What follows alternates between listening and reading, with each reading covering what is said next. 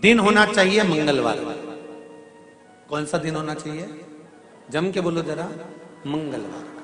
विवाह शादी में देरी हो रही हो, या कोई नया कार्य चालू कर रहे हो उसमें देरी हो रही हो, या कोई सर्विस के लिए नौकरी के लिए जा रहे हो और वो कार्य नहीं हो रहा हो, तो एक धतूरा, केवल एक धतूरा, उस धतूरे को फोड़कर उसके अंदर का फल निकालकर उस फल को शिवलिंग पर चढ़ाकर एक लोटा जल शंकर भगवान को समर्पित कर आइए। दिन होना चाहिए मंगलवार। कौन सा दिन होना चाहिए? जम के बोलो जरा। मंगलवार का समर्पित करो। उसके बाद में आप विवाह के लिए अगर समर्पित करे हैं तो विवाह में देरी नहीं होगी। व्यवसाय और व्यापार के लिए या नौकरी के लिए समर्पित करे हैं तो उसमें देरी नहीं।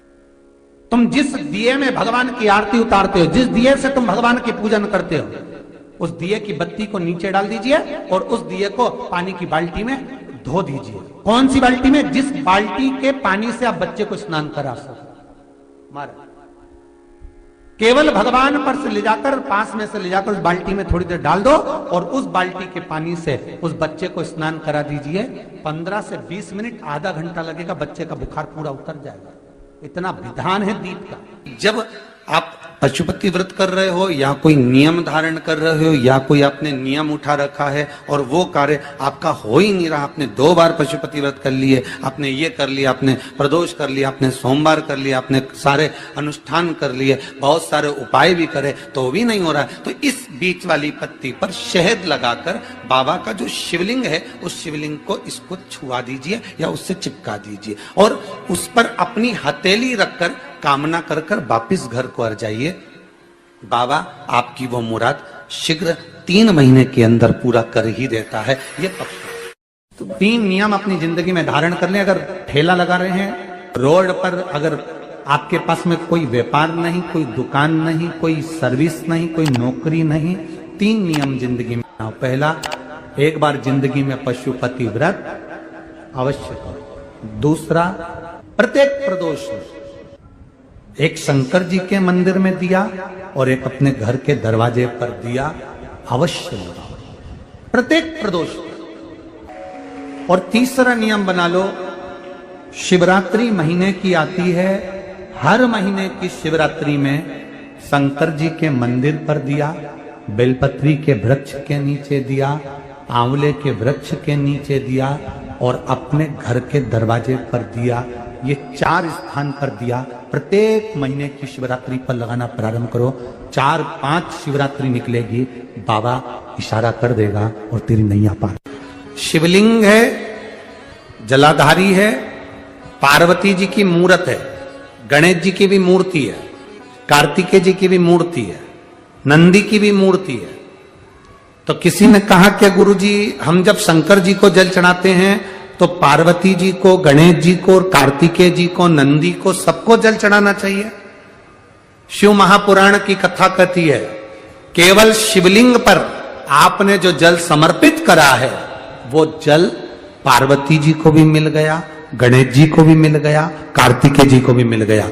उसके सिवाय तुम्हें ये नहीं कि यहां भी जल चढ़ाओ वहां भी जल चढ़ाओ, ना, केवल शंकर जी पे तुमने जल चढ़ा दिया, शिव पिंडी पर जल चढ़ा दिया, वो जल तुम्हें शंकर भगवान का चढ़ा हुआ जल सबको प्राप्त हो गया। अब उसमें तुम्हें ये नहीं सोचना कि मैंने पार्वती जी को तो स्नान कराया ही नहीं, मैंने गणेश जी को तो स्नान कराया ही नहीं, मैंने कार्तिकेय को तो स्नान कराया ही नहीं, ना ना ना। आज पंजाब की इस पवित्र भूमि पर अगर ये प्रसंग निकला है तो इसको आप अगर सुनेंगे तो आपका जीवन सार्थक होगा। शिव जी को 5 तरह से जल चढ़ाने का तरीका है। जैसे पंचामृत होता है, दूध, दही, शहद, घी, शक्कर, ये सब पंचामृत के अंतर्गत आते हैं, उसी तरह शंकर जी को 5 तरह से जल चढ़ाने का क्रम वर्णित किया गया। अब उसको समझेंगे, बहुत सावधानी से समझिएगा। पहला, जल लेकर आए, सीधे डायरेक्ट शंकर भगवान के शिवलिंग पर चढ़ा दिया, ये प्रथम जल का चढ़ाने का तरीका। दूसरा, जहां से पानी बहकर जाता है जहां से जल बहकर जा रहा है, उसके ठीक विपरीत जल उत्तर में जा रहा है, आप दक्षिण में खड़े होंगे और दक्षिण में खड़े होकर उत्तर की ओर मुख करेंगे और शिव जी को जल समर्पित करेंगे। ये रोग मुक्ति करने वाला है और हमारे रोग पर हमें विजय प्रदान करने वाला है। ये जल चढ़ाने का तरीका। एक सीधे मंदिर में गए, लोटा भर कर जल उठाया, शिव जी को चढ़ा दिया। दूसरा जल जहां से पानी बहता है, शिव जी का चढ़ा हुआ जल जहां से बहकर जाता है, उसके ठीक विपरीत में शिव जी का जल इधर जा रहा है तो तुम यहां खड़े हो, तुम यहां बैठो, यहां मत बैठना, यहां मत बैठना, इधर बैठो। अगर रोग का निवारण है तो यहां बैठकर। तीसरा, अशोक सुंदरी से जल चढ़ाते चढ़ाते शिवलिंग तक लेकर जाना और शंकर भगवान के शिवलिंग पर पूर्ण जल समर्पित करना। यह तीसरा तरीका, यह कार्य की सिद्धता के लिए। हम जब किसी से आस ना लगाकर परमात्मा से विनती करते हैं तो वो विनती करने का तरीका तीसरा। चौथा, शिव जी पे चढ़ा हुआ जल 5 जगह पर समर्पित करना। गणेश जी, कार्तिकेय, अशोक सुंदरी, शिवलिंग और जलाधारी, ये चौथा क्रम है। और 5वां जल समर्पित करना,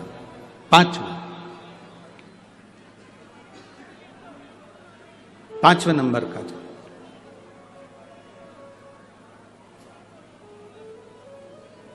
शिव जी को 5 नंबर का जो जल आता है, जो जलाधारी है, ऊपर जिसमें पानी भरा रहता है और नीचे एक एक बूंद टपकता रहता है, जलाधारी में जल समर्पित कर कर उसी जल को बचाकर अशोक सुंदरी वाली जगह पर थोड़ा सा चढ़ाकर उसी में से जल शिवलिंग पर जब हम समर्पित करते हैं तो हम जिस कार्य के लिए जा रहे हैं वो कार्य सफल हो। धतूरे का जो पुष्प है उसको 2 जगह पर समर्पित किया जाता है। अशोक सुंदरी के स्थान पर जो खिला हुआ भाग है उसको इस तरह से रखते हैं कि शिवलिंग की ओर उसका खिला भाग जाए, और डंडी का भाग इधर गणेश जी, कार्तिकेय जी और 33 कोटि जो देवी देवता हैं उस ओर उसका भाग जाए।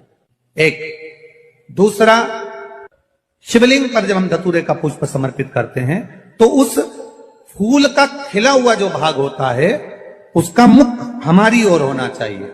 बहुत अंतर है महाराज। कनेर का पुष्प इससे विपरीत में चलता है। कनेर का जो पुष्प होता है उसकी डंडी का मुख हम अपनी ओर रख लेते हैं और खिला हुआ भाग महादेव की ओर कर देते हैं। ये भी अलग अलग होता है। पहला दिया होता है पणाती दिया। मैं चैनल वालों से कहूंगा, अगर आपके पास में अगर, क्योंकि हमने पहले भी कथा में कहा कि जिस जिस जगह का स्मरण कराएं उस जगह का फोटो भी आप दिखाएंगे तो उसका आनंद कथा सुनने वालों को, ऑनलाइन वालों को मिलेगा। पहला होता है पणती दिया। ये पणती दिया मट्टी का दीप, जिस दीप के अग्रभाग को थोड़ा सा बड़ा कर दिया जाता है उसको पणती दिया कहते हैं। ये पणती दिया जब भी भगवान के सामने लगाया जाता है तो इस दिए को सम्मुख में जब रखा जाता है तो दिए का जो लोकी मुख होता है वो अपनी ओर होना चाहिए। पणती दिए की जो लो है, बाती है, उसका मुख अपनी ओर होना चाहिए। विष्णु पुराण कहती है अगर इस दिए की बाती भगवान की ओर रहती है तो हमें तपन की अनुभूति होती है, पर इस दिए की बाती जब हमारी ओर होती है तो हमारे शरीर में कोई बड़ी बीमारी आने वाली होती है तो वो कट जाती है। पणती विष्णु पुराण में दूसरा दीप कहा गया है निरांजन दीप। विष्णु पुराण में दूसरे दीप का वर्णन निरंजन। जिस निरंजन दीप में महाराज आपने देखा होगा डमरू जैसी आकृति होती है। अगर चैनल पे कथा देख रहे होगे तो इनके पास में अगर होगा तो अवश्य दिखाएंगे। निरंजन, इस निरंजन दीप में डमरू की आकृति होती है, रखने का भाग और ऊपर का भाग इस तरह से, और ऊपर उसमें दिए लगाए के लिए बाती का स्थान रहता है। किसी किसी में 5 कंगूरे होते हैं, किसी किसी में 6 कंगूरे होते हैं। इसको निरंजन दीप कहते हैं। महाराज विष्णु पुराण के 5वें अंश में लिखा गया निरंजन दीप भगवान के सम्मुख में राइट भाग में लगाया जाता है। भगवान का जो स्थान होता है, भगवान का जो मंदिर होता है, तो भगवान का राइट, आपका होगा लेफ्ट, क्योंकि आप भगवान के सामने बैठोगे तो भगवान का राइट, आपका लेफ्ट। तो आप जब लगाएंगे तो आप लेफ्ट में लगाएंगे, आपका लेफ्ट होगा और भगवान का वो भाग राइट कहलाएगा। तो भगवान के सीधे हाथ की ओर लगता है। माना निरंजन, निरंजन दीप कभी भी तेल का नहीं लगता। माना निरंजन दीप कभी भी तेल का नहीं लगेगा। हाँ, यह हो सकता है कि बटी निरंजन जो दीप होता है उसमें तेल डाल सकते हैं। बटी निरंजन दीप जो होता है उसमें कंगूरे नहीं होते। बटी निरंजन दीप केवल गोल होगा, ऊपर से डमरू जैसी आकृति होगी, डमरू जैसा होता है, ऊपर से उसमें कहीं कंगूरे नहीं होते। महाराज, अगर आप चैनल पे देख रहे होंगे तो बटी निरंजन दीप का भी वर्णन आपको दिखाया जा रहा होगा। बटी निरंजन जो दीप होता है वो केवल डमरू की आकृति में होता है, उसमें कोई कंगूरे नहीं होते। पर निरंजन जो दीप होता है उसमें कंगूरे होते हैं। तो जो निरंजन दीप होता है उसमें कभी तेल नहीं डाला जाता। निरंजन दीप को हमेशा घृत से ही लगाया जाता है। पर बटी निरंजन जो दीप होता है उसमें आप तेल डाल सकते हैं। बटी निरंजन दीप जो लगाएंगे वो तेल का लगा सकते, पर निरंजन में कभी तेल नहीं डाला जाता। क्यों नहीं डालते? विष्णु पुराण कहती है निरंजन दीप के अंदर अगर तेल की बाती लगाकर लगाया जाता है तो 1 रुपया कमाते हैं, 1.25 रुपये खर्च होगा। घर में 10 लोग भी कमा कर लाएंगे तो पैसा नहीं दिखेगा, घर में रुपया टिकता नहीं है। अर्थात निरंजन दीप में आप तेल की बाती लगा रहे हो, ये सिद्ध हो चुका है। और महाराज, बटी निरंजन जो दीप होता है उसके अंदर आप तेल डालकर जला सकते हो। बटी निरंजन जो दीप होता है ये आप किसी भी स्थान पर लगाओगे, सबसे पहले पितृ इससे भाग ग्रहण करते हैं, देवता को देते हैं, देवता उससे भाग ग्रहण कर कर कुबेर को प्रदान करते हैं, कुबेर उससे भाग लेकर शिव को प्रदान करता है। भगवान शंकर बटु भैरव को कहकर घर का उद्धार करते, इसीलिए उसको कहते बटी निरंजन। इसमें कंगूरे नहीं होते। वहां बटी एक कुबेर निरंजन भी होता है, दिए में स्टैंड होता है, पकड़ने की जगह होती है, आगे उसमें चोंच लगी रहती है, उसको कुबेर निरंजन दीप कहते हैं। कुबेर निरंजन दीप महाराज जब भी जलाया जाता है, इस तरह का दिया अगर किसी के घर में हो कुबेर निरंजन, जिसमें स्टैंड होता है, ऊपर होता है, थोड़ा लंबा होता है, आगे लंबाई निकली रहती है। कुबेर निरंजन टीवी पर आप दर्शन कर रहे होंगे, तो कुबेर निरंजन जो दीप होता है उसमें